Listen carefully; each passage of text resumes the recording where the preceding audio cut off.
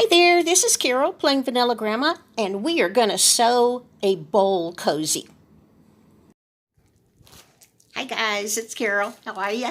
I'm okay. We're going to go through the steps to make a bowl cozy. This is the easiest thing ever. Honestly, this is really easy. You need two 10-inch squares of fabric, one to be the inside, one to be the outside, and you need two 10-inch squares of batting. Now this is called Wrap and Sap. It says microwave safe. I got this at Joann's. It was half price. Regular price was $9.99, so I got it for $5. The size is 45 inches by 36 inches. I'll be able to get 12 10-inch squares. That's enough for 6 bowls.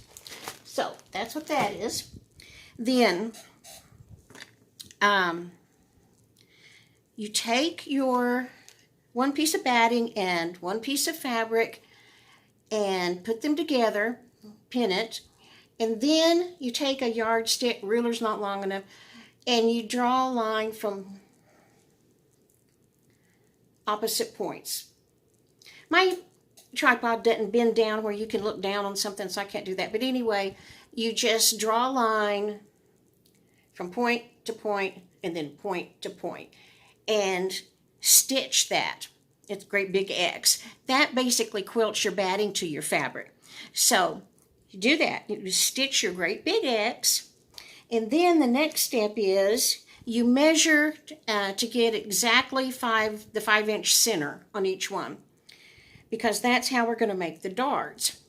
Then you fold it with the batting on the outside, and I don't know if you can see this. You measure over 1 inch and make a dot, and that's on the open side. You measure down 2 inches on the fold and make a dot, and then you draw a line to connect it.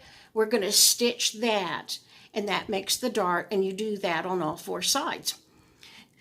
Next, when you get that done, then you're going to cut off the majority of this fabric. Okay. After you get that done, I don't have one that I stopped in the middle of that stage, but it's going to sit and looks like a flower to me, but it looks like a bowl, I guess. Anyway, what you're going to do now is put the right sides together, and you're going to stitch all the way around the outer edge, and it said leave a 3-inch opening so you can turn it. 3 inches wasn't enough for me. This is pretty bulky stuff, but I finally got it, but it's not real easy. But anyway, you leave that opening, and then what you're going to do, what I should have done and I did not do, I should have pressed it down, because where you left that opening, you're going to stick the fabric together, fold it over like a seam, and you're going to stitch on the outside of your cozy all the way around the edge, all the way around, and that will sew up that opening. And then you're done. You've got a cozy. These are a lot of fun to make, and they're super easy. I had a little trouble getting the points out. Casey did, and hers looked perfect. And my sister told me there's some kind of little tool that you can poke in there to get your corners turned out. I think I'm going to order one. I have to order dog food. I forgot to get dog food this week. So I've got an order into Walmart to pick up at a big super center, because I need a magnifying glass. I cannot thread this machine for anything. My granddaughter spent the night with me last night, and she threaded it for me. But just now the thread broke when I was like 3/4 of the way around, and I can't get it, the needle threaded. But when I have a magnifying glass, it'll be easy. This thread is made by Sewology.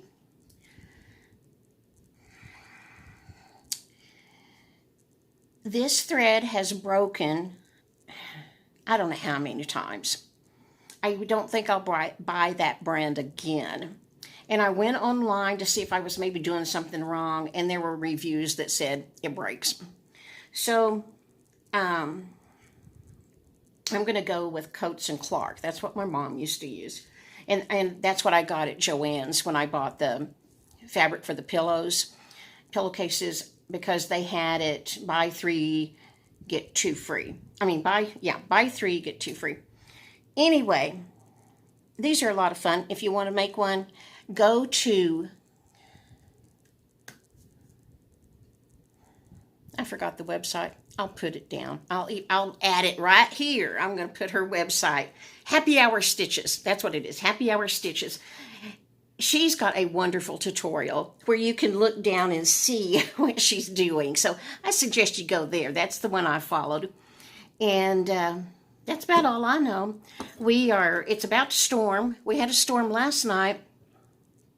I think like a fourth of the town didn't have power. Part of the town got more of the storm than we did. I live on the very south edge of town. My daughter lives on the very north edge of town.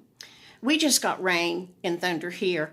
But where my daughter Becky lives, oh my gosh, she saw swirling clouds, which you never want to see in Tornado Alley. Hail broke a window in her house. There's a big old elm tree in her front yard, and it snapped off a pretty thick branch and tossed it out in the street. The swing I used to have on my balcony, I had given that to her earlier this summer, and it's pretty heavy metal. It's not flimsy. It took it and blew it against the fence and kind of bent it like a pretzel. She was scared because the hail was so furious and the lights were out, and she could hear things being thrown around outside. But we didn't get any of that, and I hope nobody gets any of that tonight. But a thunderstorm is supposed to be here any second, so I'm gonna go and get out things in case electricity goes out. I'll know where my flashlights are and things. Either tomorrow or one day real soon, I need to do my 72-hour kit over. So we will have a video on what is in your 72-hour kit. So stay with me and we'll figure that one out. Okay, guys, thanks so much. This was super fun, super easy. We're having a good time. Even though my grandkids are having a great time sewing. So that's all I know. That's all, folks. Bye-bye.